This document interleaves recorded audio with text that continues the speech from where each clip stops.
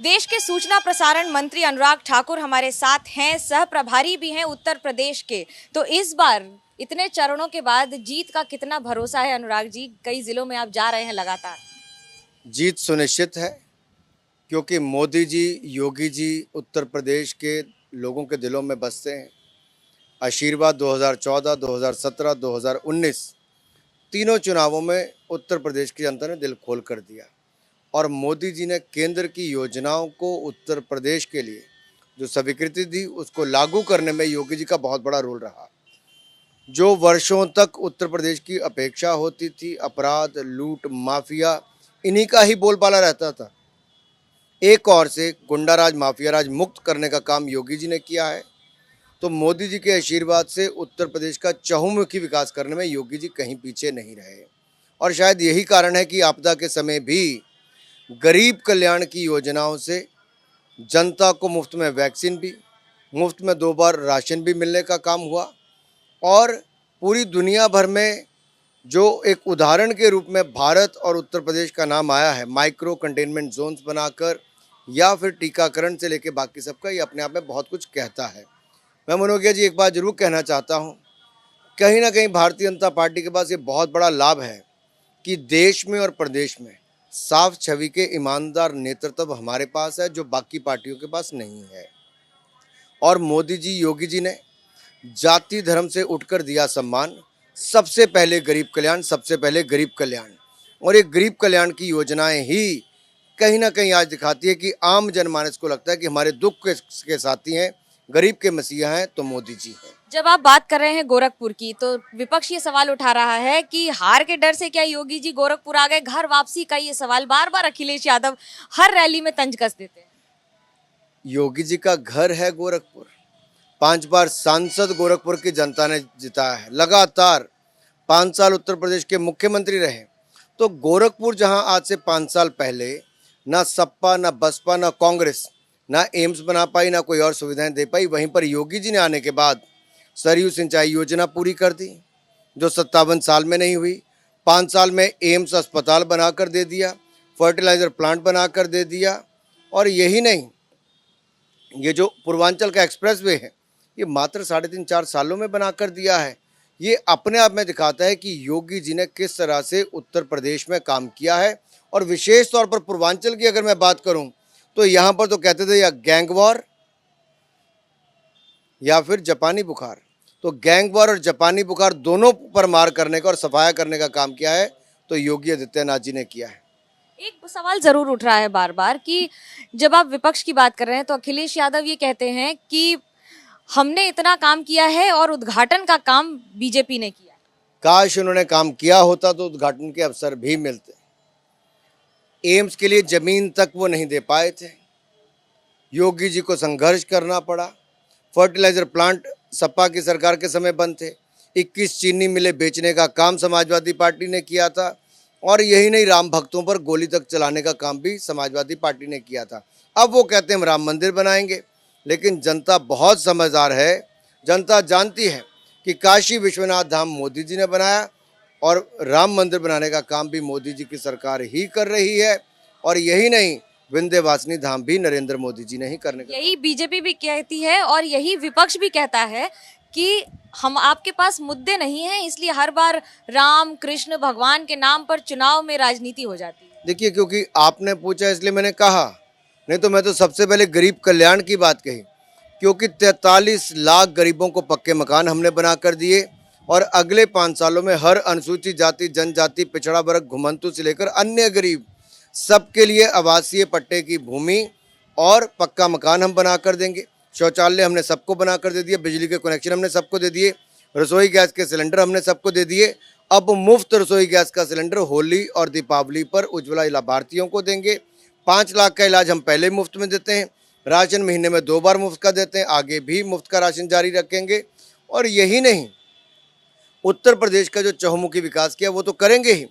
मेधावी छात्राओं को मुफ्त में स्कूटी की बात हो, नौजवान बच्चे जो कॉलेज आने वाले हैं, बेटे बेटियों को, उनको 2 करोड़ स्मार्टफोन टैबलेट्स देने का काम करेंगे।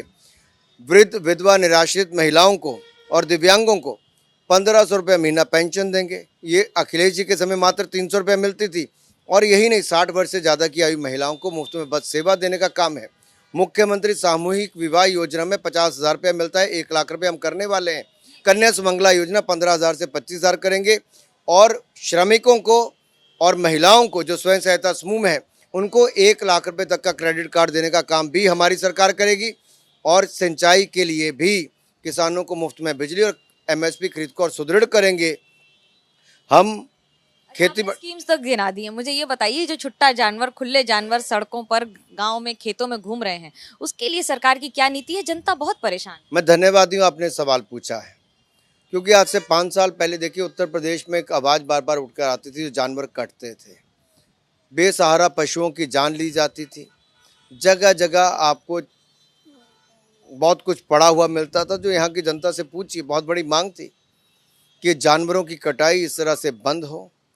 वो भी करने का काम योगी जी की सरकार ने किया, गौशाले बनाने का काम भी किया और उसके लिए पैसे भी दिए, लेकिन आगे इसको और सुदृढ़ करेंगे। देखिए, मोदी जी ने मंच से कहा है कि हम इसको भी लोगों की आय के साधन के बनाने की ओर लेके जाने का काम करने वाले हैं। और मोदी जी ने जब जब कहा वो करने का काम किया है। और उत्तर प्रदेश की जनता को हम विश्वास दिलाते हैं कि ये पहले भी जो किया गया उसमें और बल लगाकर और बेहतर किया जाएगा और प्रयास किए जाएंगे और मोदी जी, योगी जी समस्या से भी निजात दिलाने का काम करेंगे। एक सवाल विश्व को देखते हुए इस समय बन रहा है, क्योंकि आप बहुत बड़े छात्र नेता भी रहे हैं देश के। छात्रों की जो स्थिति और उनको वापस लाया जा रहा है, भारत सरकार बड़ी भूमिका निभा रही है। विपक्ष में राहुल गांधी ने कहा है कि थोड़ी देर हो गई। कैसे देखते हैं इस शब्दावली? देखिए, इस समय में राजनीति करने का समय नहीं है।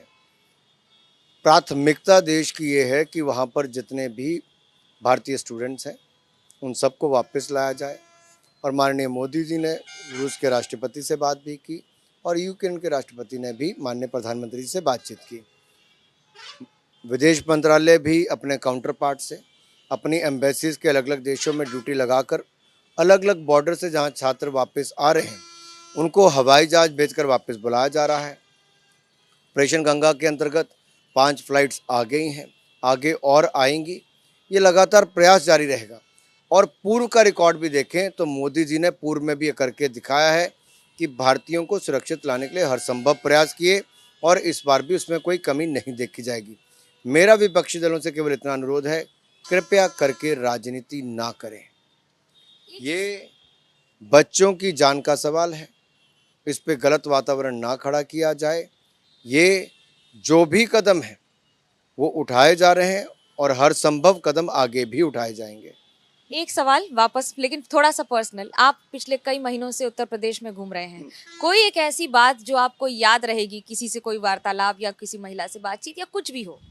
ऐसा बहुत कुछ है। देखिए, जब आप जन जन के बीच में जाते हैं तो कई लोग तो भावुक होकर रोना शुरू कर देते हैं कि किस तरह से एक महिला थी जिन्होंने अपने बच्चे की फ़ोटो दिखा के रोने से नहीं हटी कि मेरे बच्चे की मौत हो गई थी 7 साल पहले, कि शादी भी हुई, घर भी बसा, लेकिन कच्चा मकान था, पानी टपकता था। एक दिन छत गिरी और बच्चे की मृत्यु हो गई। अब उसके पास पक्का मकान है, क्योंकि योगी जी की सरकार है। मोदी जी ने पक्का मकान दिया, बिजली का कनेक्शन दिया, रसोई गैस का सिलेंडर दिया। वो अपने मन ही मन में सोच रही थी कि सही समय पर अच्छी सरकार चुनी होती तो शायद ये पक्का मकान पहले, बहुत पहले मिल गया होता। तो आशीष दे रही थी अपना मोदी जी और योगी जी को कि उसके बच्चे की जान तो बची, लेकिन ऐसे लाखों लोगों को पक्का मकान मिल गया। शायद उसने ये कदम पहले उठाया होता तो ये ठीक रहा होता। तो कहीं ना कहीं लोग बहुत भावुक हैं। आपदा के समय भी जिनको अन्न मिला, पुरानी आपदा का समय देखेंगे तो उस समय भूख से ज़्यादा लोग मरे थे, बीमारी से कम मरे थे। इस बार 80 करोड़ लोगों को देश भर में 2 साल तक मुफ्त में अनाज भी मिला और उत्तर प्रदेश में तो हर महीने 2 बार मुफ्त में राशन देने का काम किया। राशन देने का काम किया है। अब जनता वोट देने का काम करेगी। किसे जिताएगी, फैसला उसी के हाथ में। कैमरा पर्सन सूरज पांडे के साथ मनोज्ञा लोईवाल, गोरखपुर, एबीपी न्यूज।